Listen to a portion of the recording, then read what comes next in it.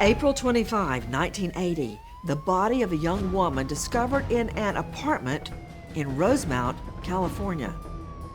There was blood everywhere.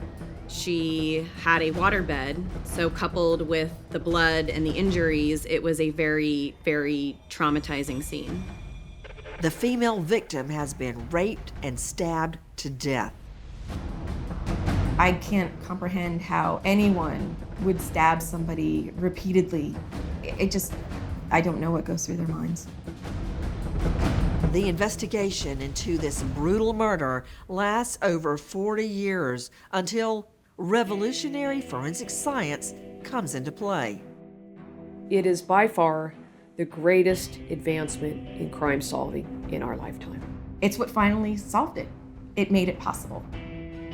When cold case detectives exhaust all their other leads, they often turn to new groundbreaking technology, investigative genetic genealogy. I'm Nancy Grace. This is Bloodline Detectives.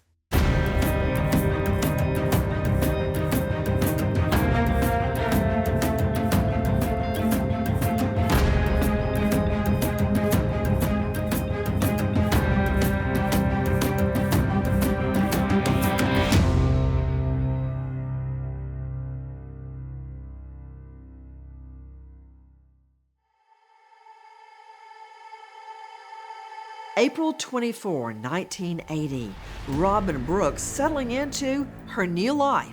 She's just moved to California's state capital, all the way from the East Coast. Robin Brooks was a 20-year-old young lady who had grown up in New York and had recently moved out to Northern California to be closer to her sister. She was 20 years old and just ready to start a new chapter in her life. She was close to her sister Maria, and she was out here to start a new life. So she found a job. She's working at a donut shop, and she's just trying to do her very best in the world. She was vibrant, happy. She was loving. She was more daring than me, adventurous. We hung out a lot. We did spend a lot of time together. She loved photography. We were just sisters together. The extremely close bond between the two sisters is soon shattered. On April 24th, 1980, Robin went to work at the Donut Time donut shop. She got off work around midnight that night, and she had plans to go to a party with a few of her friends that evening. Then the following day, she had plans to meet up with a friend of hers to go swimming. But the friend was surprised that her friend Robin never showed up that day. She had friends that came to visit her at her apartment because she was supposed to go swimming, go somewhere with them, and there was no answer at the door. They went to the donut shop, she wasn't there, and so they knocked again later on in the day, no answer. But the turning point was at about 4:30, she was supposed to show up to work at 4 and didn't show up for work. So her friends who actually worked at the donut shop also went to her apartment, and no answer still, the door was locked, so they kicked in the door and found her stabbed to death in her waterbed. There was blood everywhere. She had a waterbed, so coupled with the blood and the injuries, it was a very, very traumatizing scene. When first responders arrived on scene, their first responsibility is going to be to preserve the crime scene. Make sure no one else can enter or leave, make sure that photographs are taken, make sure that any evidence that might be there, whether it be evidence on the body, around the body, is collected. This was a violent scene. She had been brutally stabbed to death. She was found face down in her waterbed. She had been stabbed through the heart.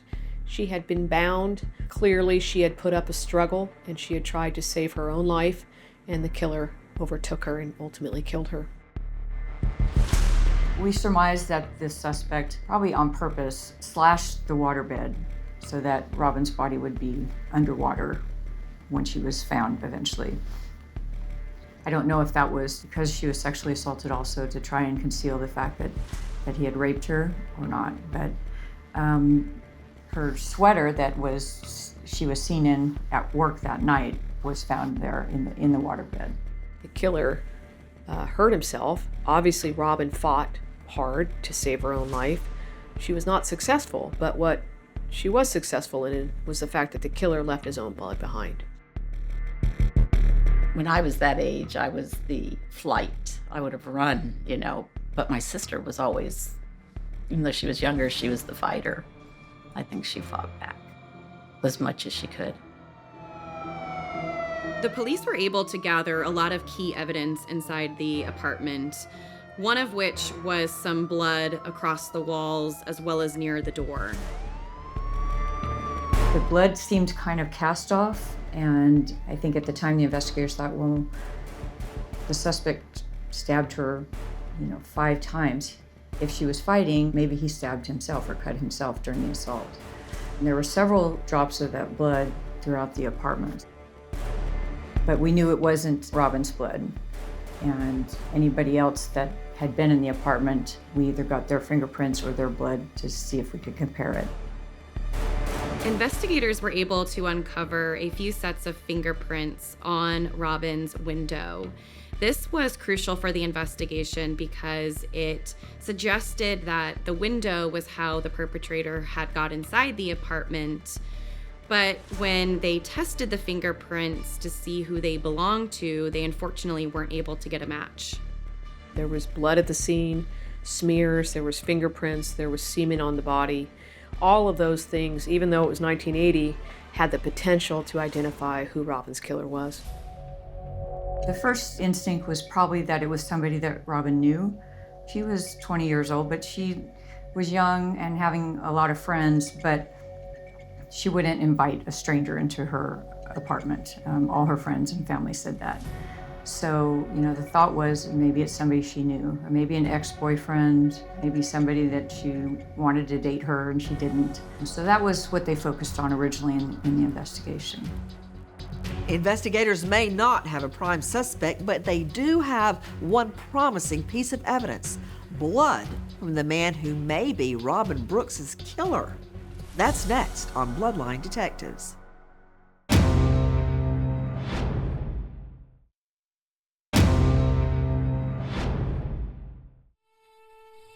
April 25, 1980, the body of a young woman discovered in an apartment on the outskirts of Sacramento, California.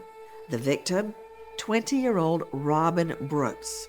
Robin recently moved all the way from New York to the West Coast. She is found brutally bound, raped, and stabbed multiple times. Detectives now must break the news to her sister, Maria. 3 police officers came in, and then I thought that she'd been hit by a car because she had a 10-speed. So when they said she was deceased, but that wasn't what it was. So later, I don't think they even shared. So I know we needed to call my mother, and then it was awful, actually. It was like a nightmare. An autopsy is conducted. Investigators hope the coroner will discover more about Robin Brooks's last moments alive. Robin had been restrained. Her hands had been restrained, and so had her legs. The restraints were gone, but the markings were still there. We believe that all of the assault, as far as the murder itself, happened on the waterbed. Beddings and towels that would have been either in her bathroom or in her bedroom were gone. So that was interesting. Why would somebody take that? We're talking 1980. This isn't the age of DNA.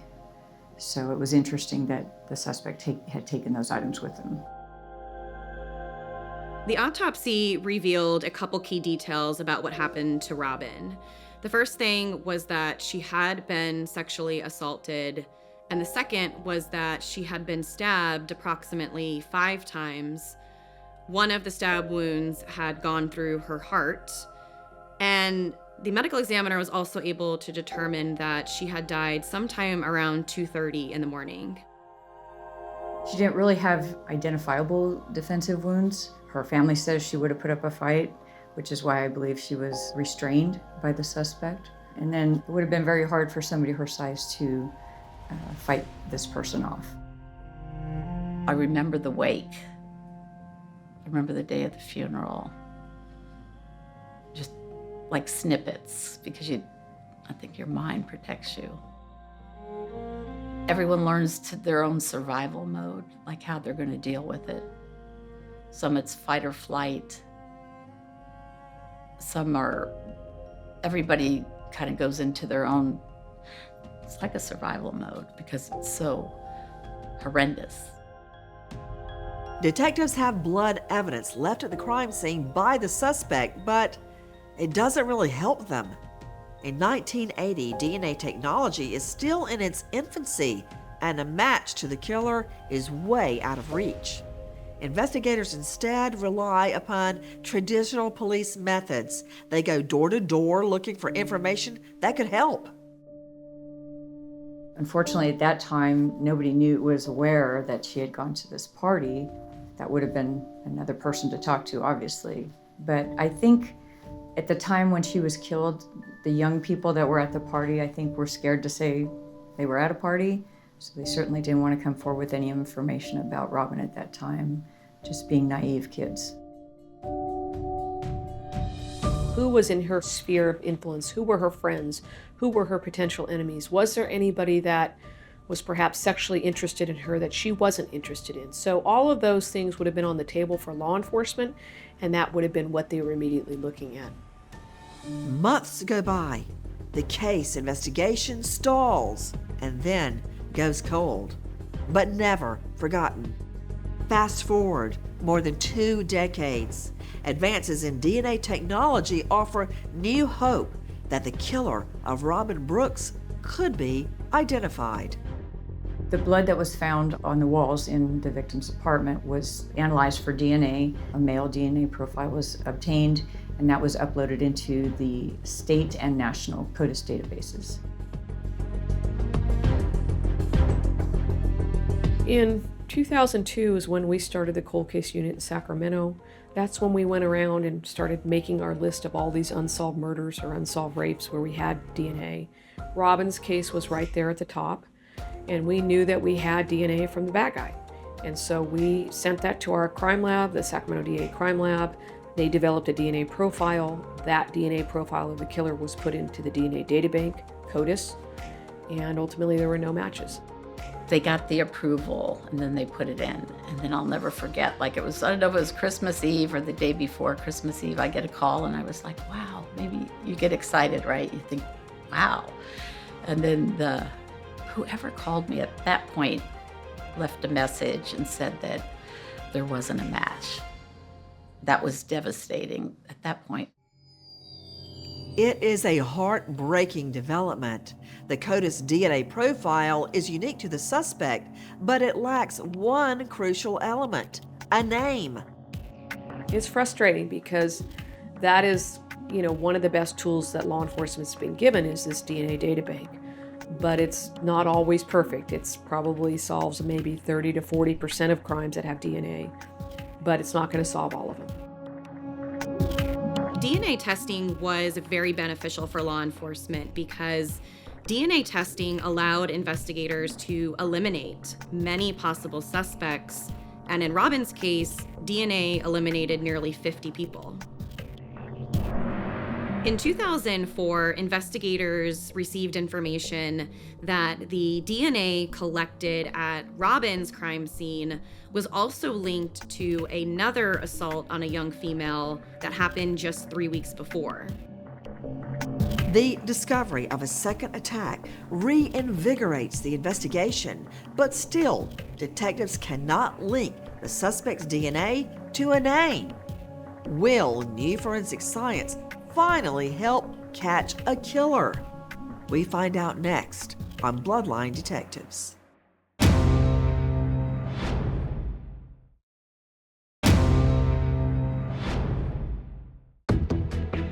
Sacramento, California.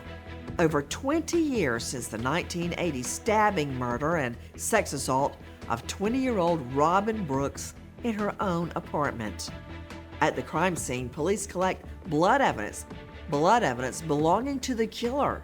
but they cannot find a DNA match. The case goes cold, but Robin's family becomes actively involved in making sure she's not forgotten. Robin's murder was devastating for the family, and they were willing to do anything and everything they could to get some answers in this case. And the family decided to take matters into their own hands and offer a $10,000 reward for any information in the case. When I was the supervisor of the sexual assault unit, we had a cold case team, and I was in charge of that. And basically, I went through our cold cases. At that time, we probably had over 300. And just reviewed those cases to see what kind of evidence do we have, which ones would be probative for maybe DNA or fingerprints, and assign those to the team so we could maybe make some progress on those cases. So there were quite a few that I read, but the Robin Brooks case was kind of near and dear to my heart. I think we just kept in contact. And I believed in her. I just believed in her.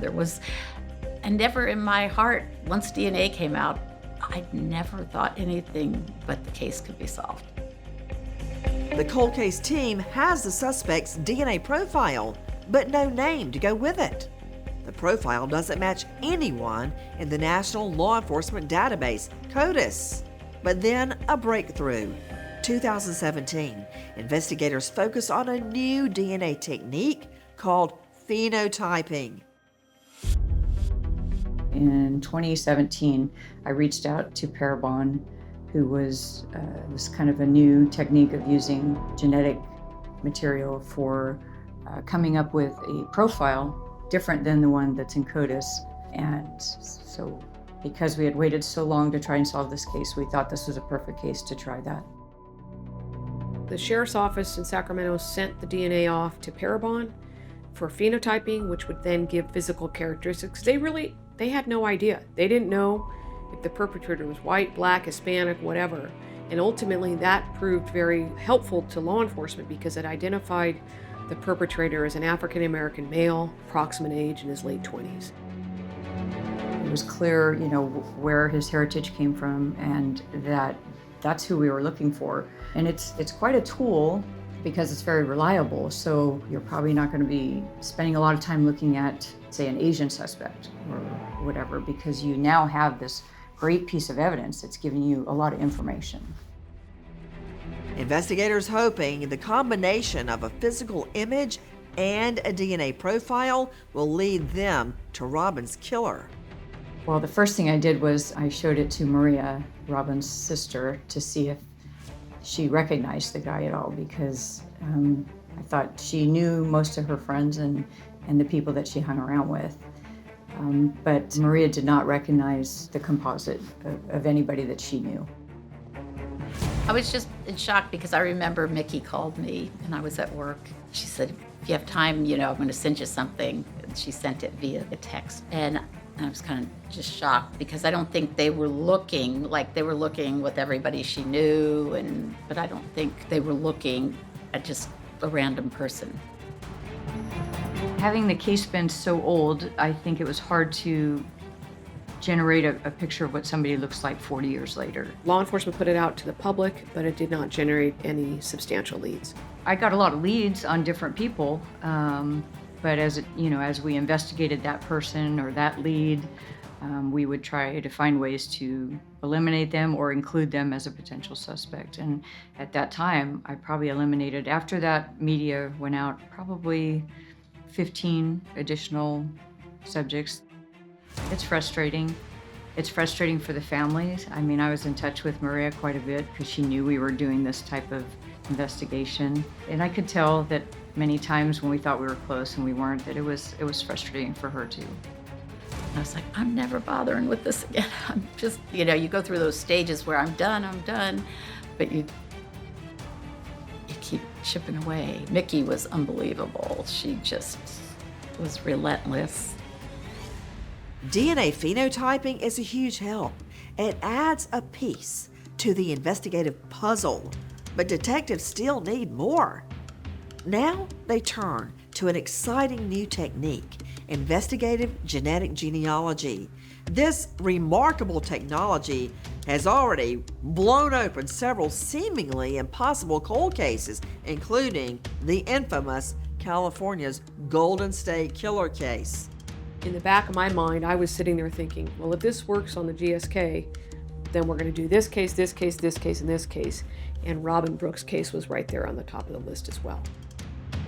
I've worked with her since 2001, and she has always been on the forefront of what's new and where are we going with our investigations, with the science. And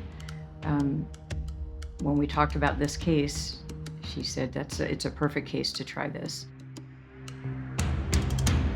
Forensic investigative genetic genealogy is perhaps one of the most advanced tools of identifying somebody through genetic genealogy, meaning that we take the DNA from the crime scene or from the perpetrator, you send it to a laboratory for doing this very sophisticated kind of testing called SNP testing, which stands for single nucleotide polymorphism.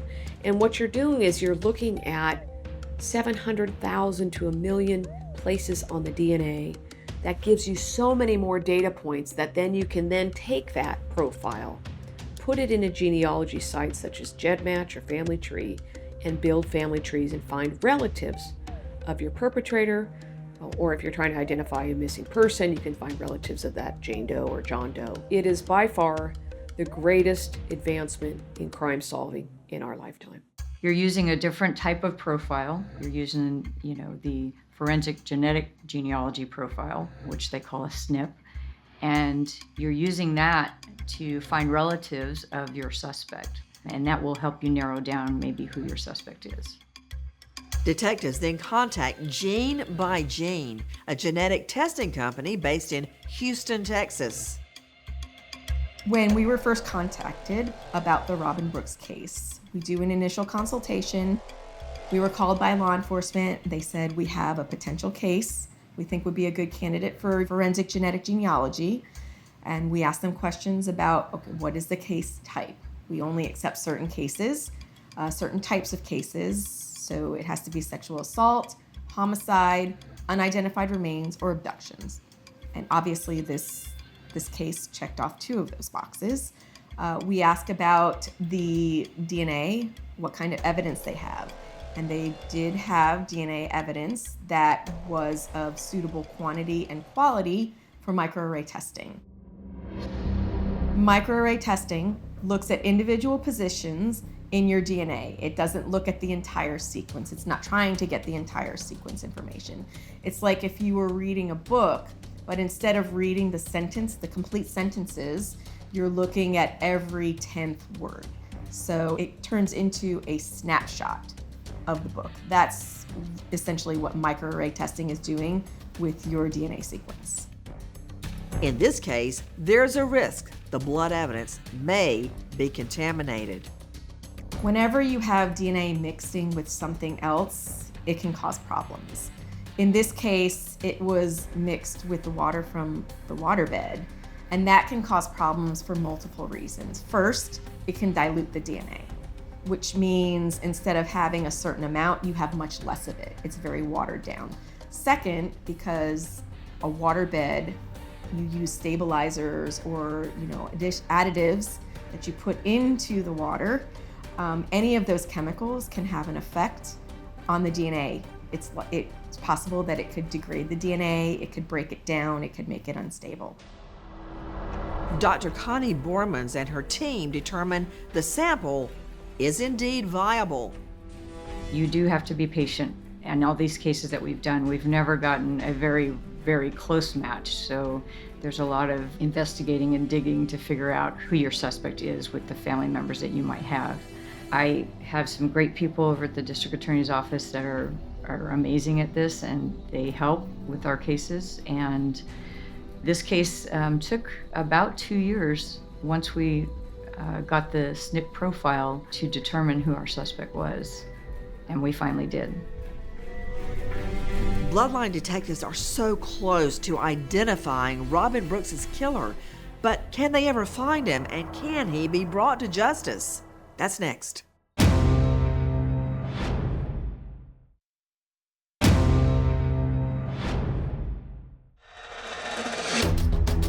2020, Bloodline Detectives make a breakthrough in the 1980 murder of 20-year-old Robin Brooks, Sacramento, California. A DNA sample from blood left at the scene by the prime suspect and the science of investigative genetic genealogy finally give investigators a name. When the DNA was analyzed, law enforcement came across the name of Philip Lee Wilson.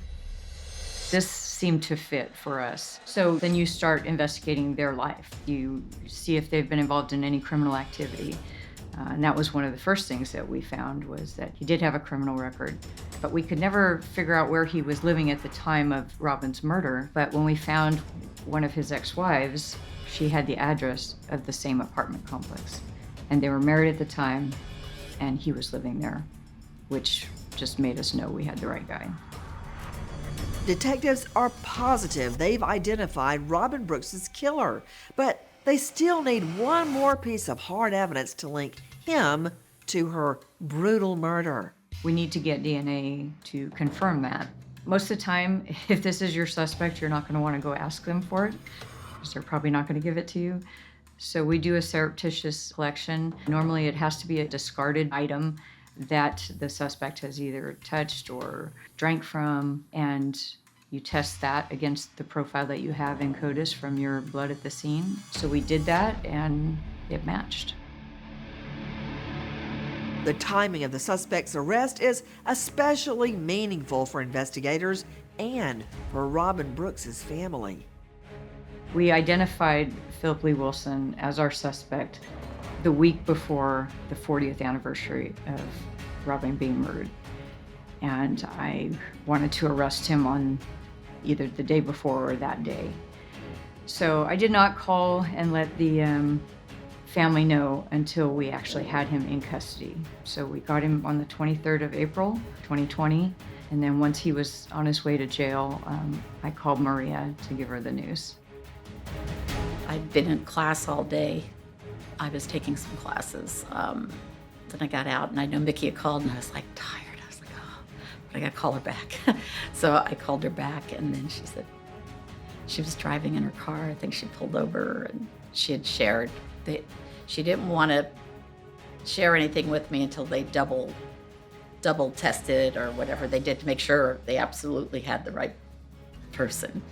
So I think they must have got a hit, and then they got his DNA to just confirm it. And then she had shared that with me. It was kind of like almost in shock. I was, it's almost unbelievable. 40 years, it's just unbelievable. 40 years to the day that we identify this guy and arrest him. I think she was in shock. And unfortunately, I would love to have done that in person, but she lived out of state, so I had to call her on the phone. But I was very emotional, and she just seemed in shock. And then we talked a little later, and she was emotional. She just was in such shock that she just couldn't even have those emotions that I know she continues to have now about the relief. You don't get the sense of relief right away. Like I said, it's almost unbelievable.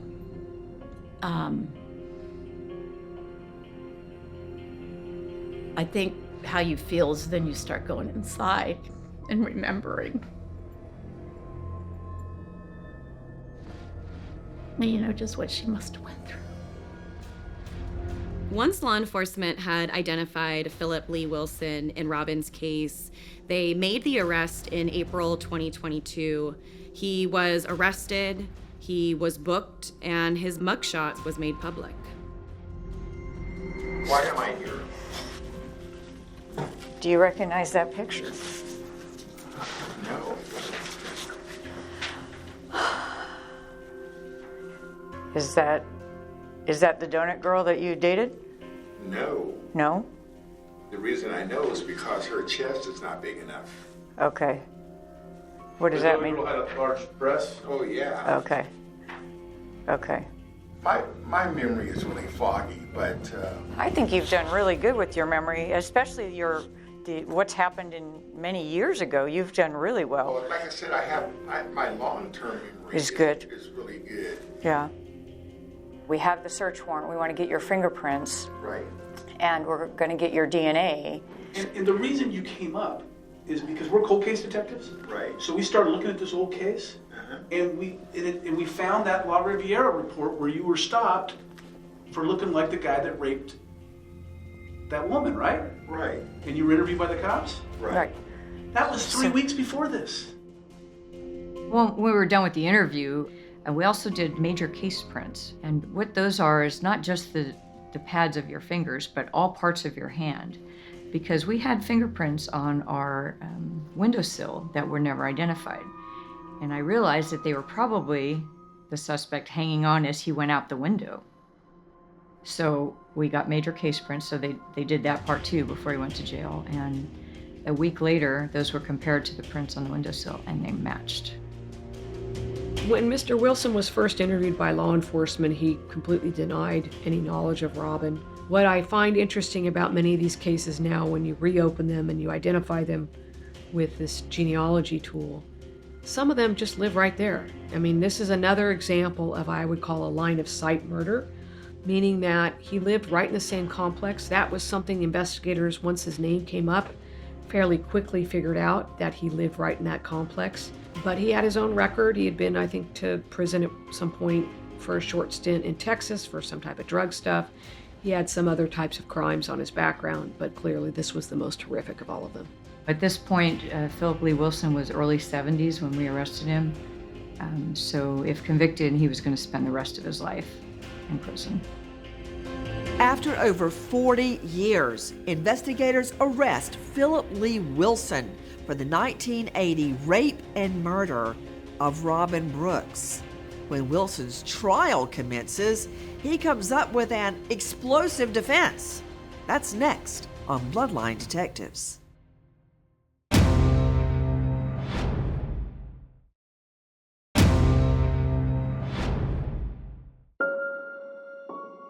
Sacramento, California, March 2022. The trial of Philip Lee Wilson for the 1980 rape and murder of Robin Brooks begins. Prosecutors have incredibly strong DNA evidence linking Wilson to Robin's homicide, but Wilson goes to extraordinary lengths to deny any involvement. He had somewhat of a cavalier attitude that he just had sex with her and somebody else killed her. I think it's very difficult for any family. It's not just the fact that their sister was killed in a very brutal manner, raped in a very brutal manner, but it's the fact that this person now gets up and perpetuates these lies in front of a jury in an effort to get out from underneath the crimes he committed. What it does is it just, seeing him just really brings how she must have suffered. Like, my feelings towards him, he can't take up that room in my heart. Not only does Philip Lee Wilson refuse to admit guilt, his defense claims that the boyfriend of Robin's sister, Maria, is the real killer. Of course, that's not true, but imagine how Robin's family feels hearing that. And that was horrible. It was like that was just one more part of just all of what this was. It's like it kept going. But like a friend told me, in the abyss, you'll find a pearl. And that he was arrested, convicted, and he'll spend the rest of his life in jail. I don't know if that's the pearl, but that was the end result. But he wanted to take everybody with his pain, my pain. To spin a tale in front of a jury, that's a level of narcissism that we don't see so much. Mr. Wilson, because of the special circumstances, was sentenced to life without the possibility of parole. As a family member, I can only imagine, I don't stand in their shoes, but I can only imagine the agony But ultimately, the relief in hearing that the man who killed their sister, raped and murdered her, is now going to get justice. Bloodline Detectives now unmasking criminals like Philip Lee Wilson, who otherwise would literally have gotten away with murder. I think for law enforcement, I'm more willing to use the word closure because they did what they were supposed to do and they never gave up. They found the answers. They put the bad guy away. I think for Robin's family and many families out there, I think it's a very difficult word to use the word closure because Robin's gone. She's never coming back. She was killed in a brutal way. And so I'm very, very hesitant because closure, there's no such thing for closure for many families. I think the hate's gone. But the act of which what he did to her is the heart. That's the thing family has to live with forever. It's how she had to suffer. And for that, it's hard. They say to forgive because then you can let your own pain go. And I think I work on that. I heard something somewhere, if you can't pray for the person individually, then pray for everybody. And I include him in that prayer because I have to cleanse my heart and soul of who he is.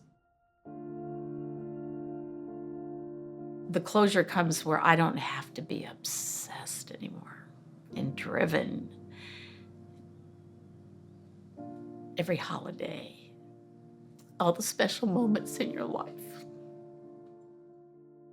This is a case where the revolutionary science of investigative genetic genealogy succeeds and finds the truth against remarkable odds. I don't think that this case could have been solved without forensic genetic genealogy. I mean, it has been decades since, and there had been no progress made on the case. Philip Wilson would have continued to live his life on the lam if we had not used this tool. And because of forensic investigative genetic genealogy, Philip Wilson now will die in prison. And ultimately, I think what stands out for me is the fact that 40 years went by without an answer, and the passion and the persistence of people like Sergeant Links was what brought this man to justice. I think I just have that don't give up attitude. And when you solve cases by not doing that, just more of a reason to keep it going. So yeah, I mean, we've been successful. We're not going to solve every case, but I hope it gives people hope that if they have a case, that maybe it can be solved, even 40 years later. Every case that we get leaves an impression.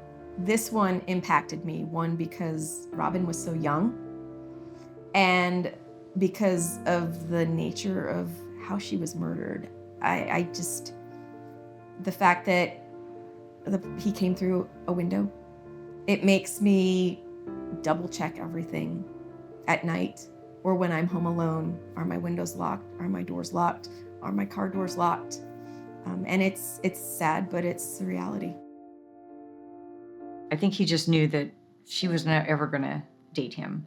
And when we found out that she had gone to that party the night she left work, one of the people at the party that I eventually got to speak to said she was telling a couple girls at the party that there was a guy that was harassing her and bugging her, and she was scared of him. And I think that was Philip Wilson. There is a human toll of crime. It changes people's lives. I look at Robin's case and I look at her sister Maria, who has now created a foundation to help bring more cases to answers. And I look at it, public policy is oftentimes impacted by the actual victims of crime. And so for me, I never want the public to forget that human toll. She went down fighting, and ultimately it's because she went down fighting that this person left his DNA behind. I think the world knows that she didn't have the opportunity to fulfill her life on earth. I think she was a beautiful, fun-loving, happy-go-lucky, trusting, kind person with her whole life ahead of her, and that's what she lost. Time, incredible science, and determination solved the case of Robin Brooks's murder after 42 years. The forensic techniques of phenotyping and investigative genetic genealogy now mean that no killer, no matter how old the case, no matter how distant the time and location from his horrible act, can ever feel safe from justice. I'm Nancy Grace. Thank you for being with us here on Bloodline Detectives.